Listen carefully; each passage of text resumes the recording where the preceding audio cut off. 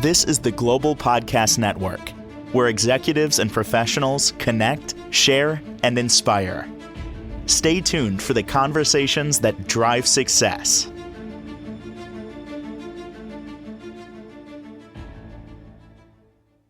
Restorative justice, trauma, and spiritual evolution. Welcome back to our interview with Lisa Johnson, continuing the story of her memoir, My Relationship with Oprah, My Own Evolution of Restorative Justice. That's what it's entitled. We are discussing the years from 2017 through 2019 and really a profound collision of the past and the future. Lisa, welcome back. How are you today? Thank you, Jill. It's good to be here. Thanks. Good to see you. I know your journey really embodies restorative justice as a whole, and in the way you restored yourself before facing the legal system. You first faced the Innocence Project in 2001, but the final call came in 2018. If you want me to explain a little bit for listeners out there who may not know, the Lake County Prosecutor's Office was pursuing murder charges against a man named James Hill regarding the 1980 death of Officer Pukalik.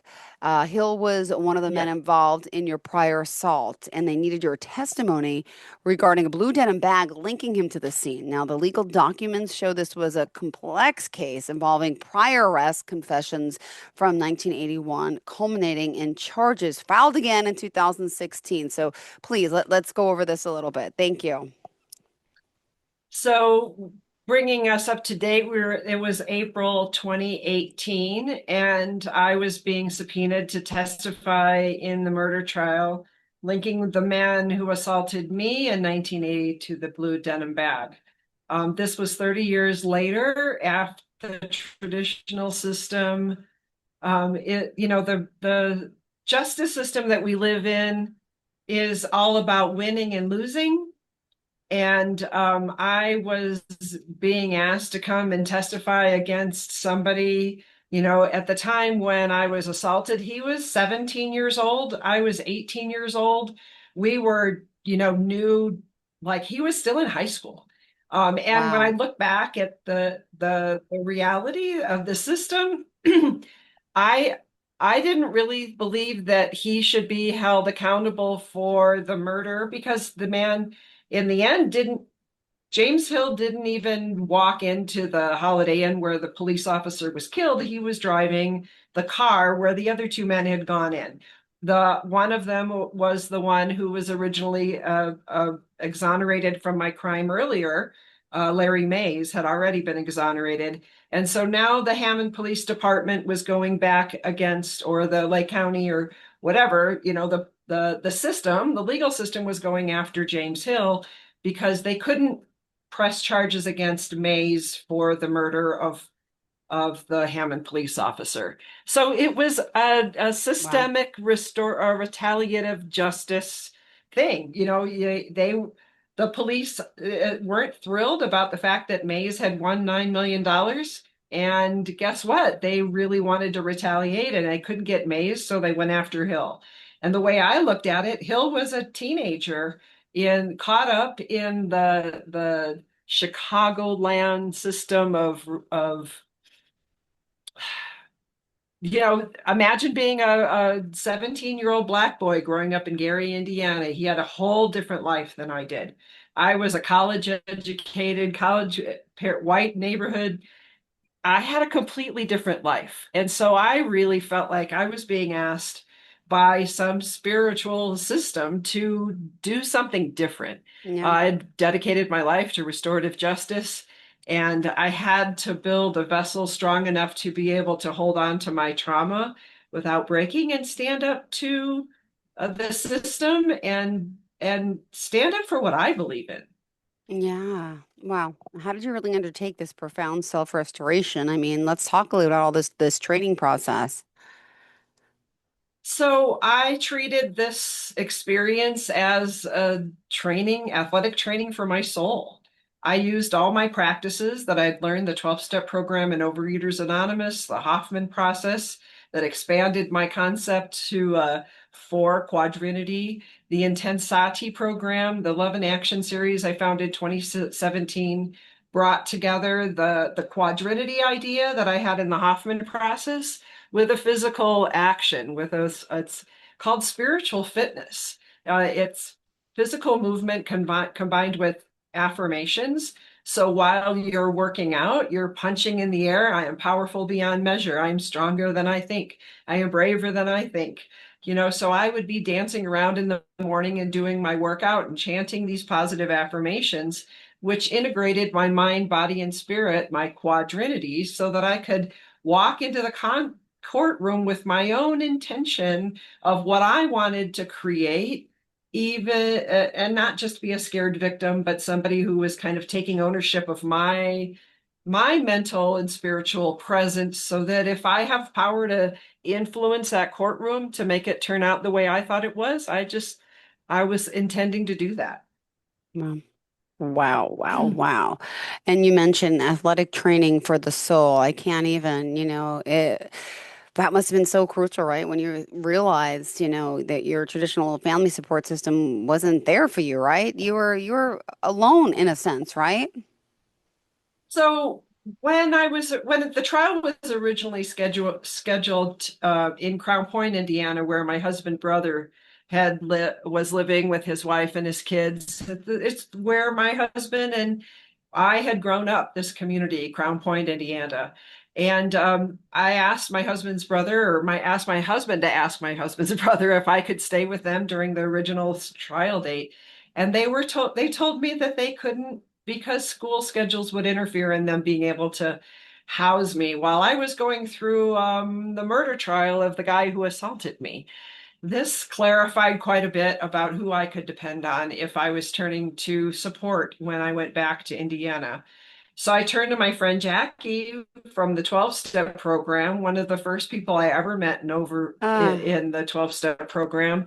And she offered to take a week off of work to house me, to drive me. She would sit with me, kind of like my dad did every day, kind of like my mom did every day. When I was going through my mom and dad were gone by now. They had since passed away. And I was going to have to go back and face this without the support of my husband's family, obviously. And so, even though she never really had to do that, I knew that where I needed to turn for my own community, for my own support.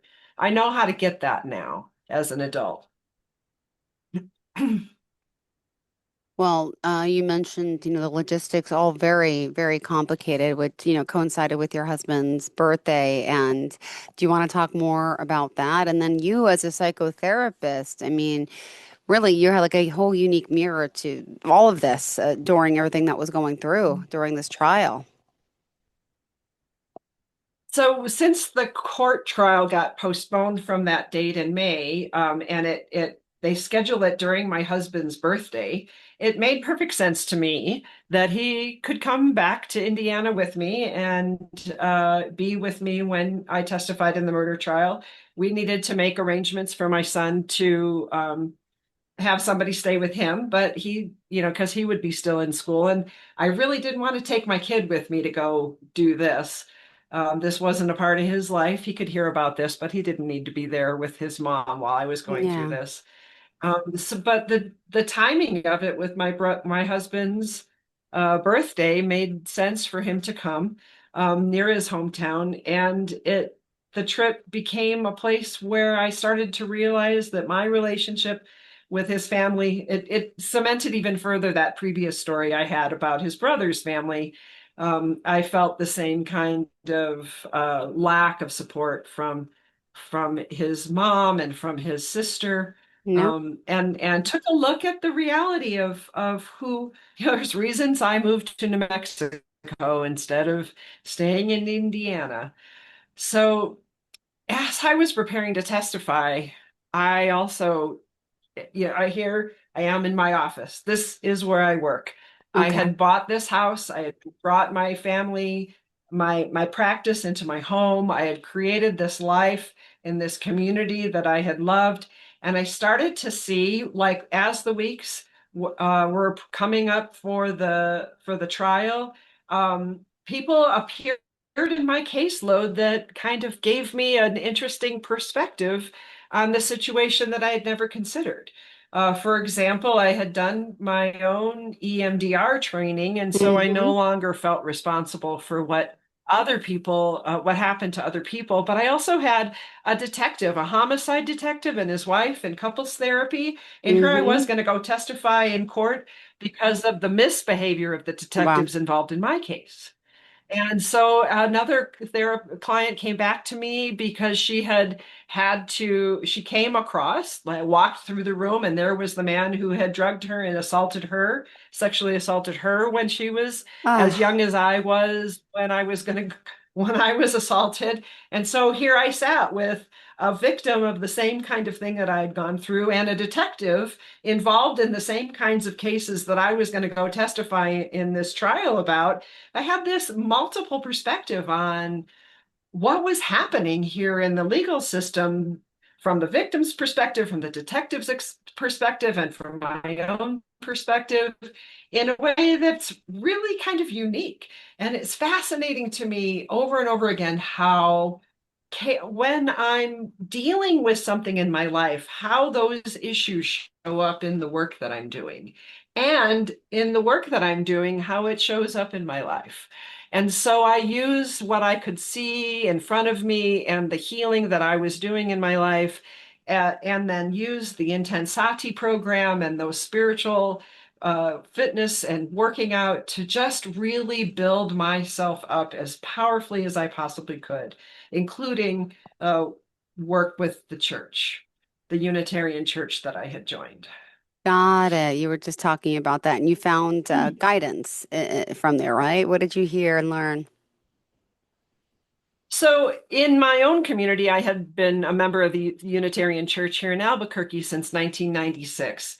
And I really leaned on that group and that community to build a network of Hmm. support here in town. And so when I got back to Indiana, I looked for a Unitarian church that week Okay. to see if I could find some spiritual guidance. How am I supposed to? I was like, what the heck is happening to me, higher power? How am I supposed to handle this?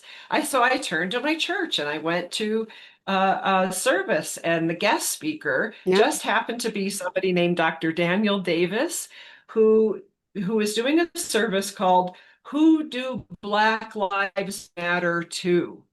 Mm. And he talked about how Black students in his classes it was the Kennedy King College in Chicagoland that he was a guest speaker from. Okay. And he had a message of dignity, and coupled with his conviction that I felt like James Hill had already served his time for the 1980 crimes against me and for driving the car at the Polaczek murder. And I needed to find a way to communicate somehow in the sanctimony of a courtroom to say to him, to his face, that I forgave him and I didn't Yeah. think what was happening was fair. But I Yeah. couldn't say that because I might testify over something that would create a mistrial.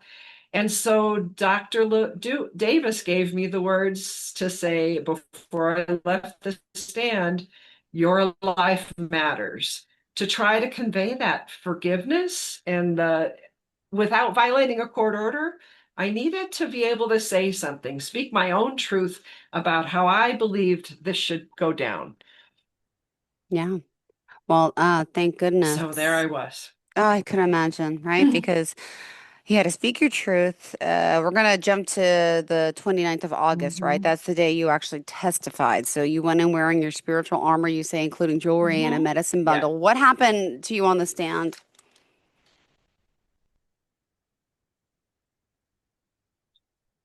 So I gathered a bunch of things with me that my friends had given me, like a blessed spirit bundle from a Native American woman in my community. I took the message that I had learned from the Unitarian Church, and my job was to sit on the stand and say, "Is this the Yeah. man? Is this the bag that was brought into the gas station on October 5th, 1980? Yes, it was. Is this the person who brought it in? Yes, Yep. it was." And I was able to, after I was dismissed, walk past him and say to him, "Your life matters." There was confusion. The defense attorney misheard what I said, He just happened to be a former mayor of Gary, Indiana, representing the man who had assaulted me. He Oh, thought I had said white lie, but oh, it shows me that how easily compassion can be twisted by the system's lens. The defense attorney, that's his job oh, to bring out those kinds of mistakes. But it was a misunderstanding. I said, your life matters. oh Luckily, my the court gosh. reporter heard my words, and so did a couple people in the jury. So I walked out of the room and realized I thought it was over. Thought it was over. I thought I was done. I didn't ever have to do this again. And then you said your husband, what was he doing during this monumental step, by the way? Well, he wasn't even in the courtroom. Oh, He had come with me. He had sat with me on the bench outside, waiting for me to testify. He had gone over to make an appointment to secure a massage for me when it was over, which was another part of my self-care plan that day. And when I walked out of the classroom, I realized he had never even entered the courtroom. He didn't come in because later he told me that during one of the recesses, somebody with a gun, who is the bailiff, had told him he wasn't allowed in the courtroom. Why I had no idea why he didn't advocate for me and walk up to the bailiff and say, "That's my wife yeah. testifying." Yeah. But the truth is that he didn't. And after the situation with his brother and the situation with his mom and his sister, I really felt a profound loss, a failure for him to advocate for me. Oh my goodness. Ah, all right. So now the day after you said was his birthday, right? So your husband, and he went golfing. You Yep. had your own personal awakening. Could you share what happened? So the testimony was over. The next day was my husband's birthday. We went to lunch with his mother, and he went off to go golfing. And I went back to the hotel, and there was a young man who had been flirting with me all week long. I mean, I think about that. I was like building up my confidence and getting ready to testify in this trial and trying to, chanting every morning, I'm powerful beyond measure. I speak my truth. It was just really chanting myself into powerful. That evening, I went out to dinner with a friend of mine that I had worked with back in the 80s, and she had Mm-hmm. raised the idea of ethical non-monogamy. And the sense of me being like abandoned by my husband in court the day before, and the flirtation going on with this person, I had thought that my desire was gone. And it hit me like a lightning bolt that my marriage was pushing down that emotional and sexual disconnect, and that I really felt on fire. I felt enlivened, and I really never wanted to turn that off again. I wanted to express it. Wow. Wow. Wow. So Wow. And how suggested did to my husband that I suggested to him that we start looking into ethical non-monogamy. And he said, maybe that'll work for you, Lisa, but no one will want me. And I had a hard time arguing with him about that. I had lost my desire. I had spent 30 years trying to build a connection with him.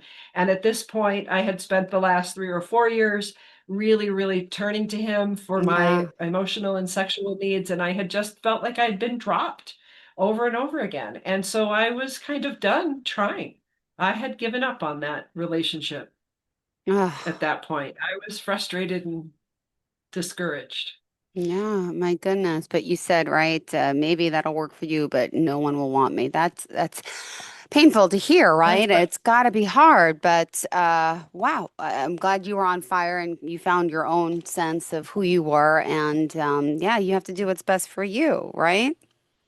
Mhm, So mhm. during the trial, were you guys still together then? What happened after that before we can go to the conclusion of So August 31st? at this point, we were still in Chicagoland. We were still at the hotel in Indiana. He once again did not tell his mother why we chose not to stay with him, which is Yeah. because she had told my son the last two times that the last two times my son had stayed with his grandmother, she had told my son to his face never to come back. And I wasn't going to stay at her house again. And he never explained to his mother why we didn't stay with her or his sister. And after not walking into the trial with me, I really just felt abandoned by my husband. Since he didn't defend me with his family, I just thought it was the final straw. I really got tired of those. I decided to push for an open relationship, but Yep. the truth is, um, Hill was convicted of the murder on August 31st. Wow. That isn't the end of the story of the legal situation with Mhm. Hill. However, as of August 31st, the day after my husband's wedding, as far as we knew, he had been convicted of murder, and then he was sentenced to 47 years in prison for the Oh murder gosh. of the officer the weeks after my own assault. But we're not going to get into the rest of that story this time because at that moment, that's all we knew. Got I it. turned around and went home and established my practice. And I realized that my husband was a coward and I really wasn't interested in dragging him along anymore. So I pushed for an open relationship while he hid behind individual therapy Ah. appointments, claiming that the idea of ethical non-monogamy never works. Well, your journey led you then to buy your dream home, establish your practice, and really become a leader from, a place of health, not obligation. So, what does the final act of stopping the dragging really signify about your self-restoration, would you say? Well, it felt like it was the, final act of self-love to stand up for what I really wanted in my own life, my vision. I had imagined during the Love and Action series, I deserve what I want and I act like Mm-hmm. it's done, acting it with I'm doing the motions and I deserve what I want and I act like it's done. You're chanting, you're dancing around the room. I had transformed this trauma that I had carried with me, not just my own experience, but that story of my mother giving up on herself and the other stories of addiction and trauma that go back generations. I chose to stand up to the system and turn that experience, even though the legal system didn't turn out the way I thought it should, I Yeah. chose to stand up for what I believe in and speak my own story. So Mm. I thought it was over, and I just went forward with my desire to have and my husband and I ended up getting divorced. I continued in the house that I had bought and built my practice. He got the house that we had lived in before, and I let go of the feeling that I had to keep trying in that relationship. Mm-hmm. And in the end, he found somebody who really loves taking care of him. And I've found real happiness in being a solo polyamorous person. I feel powerful beyond measure. I get to choose my relationships Mm-hmm. um, without having to drag anybody else along. Beautiful. Wow. Thank you. What a powerful story. And there's still so much more to this story, right? Yep, So, there's one more chapter of the legal story, Hill and Mays. That one's not over yet, but we'll come yeah, back to that. Even that's though he right. was convicted, there's more to come. Well, But Lisa, we really still only have one more episode left of this story together. So we're going to bring it to a close next time. beautiful. Lisa Johnson, your memoir, My Relationship with Oprah, My Own Evolution of Restorative Justice really is just a testament to the power of self-determination. And we hope it inspires so many of you as well. So thank you for sharing your story, being so vulnerable and being so honest. And, there's people out there who need this and, and gracious that you're so open about everything. So we'll talk to you next week, of course, for the next chapter. In the meantime, how can we contact you? Well, if you'd like to hear the other parts of the stories, if you haven't heard this one, the previous chapters, go to myrelationshipwithoprah.com or the YouTube channel of the same. And if you want to find more about counseling, Lisa Johnson, L as in licensed, M as in marriage, F as in family, T as in therapist.com. Perfect. Thank you again. Have a fantastic day. And to all of our listeners and viewers, stay Thank tuned. you. We'll be back with more. Thank you. This is the Global Podcast Network, where executives and professionals connect, share, and inspire. Stay tuned for the conversations that drive success.